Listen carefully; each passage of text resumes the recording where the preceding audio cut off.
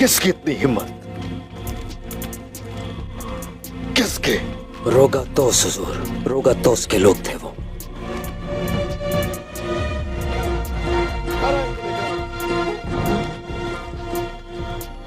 हुजूर,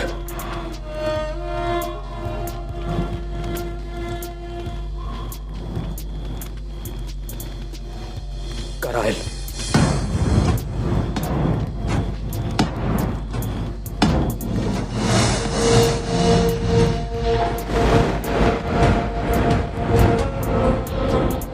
कराइल,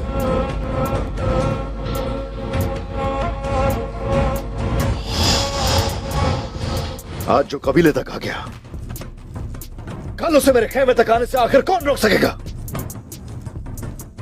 वो जो मेरे कराइल की जान ले सकता है, कल वो मेरे ओरहान की भी जान ले सकता है। कोशिश की बहन को सही सलामत हवाले किया, और मेरे सिपाहियों का क्या, मेरे जिगर गोशों का क्या, कैसे हुआ बताएं उस्मान साहब, किसने किया?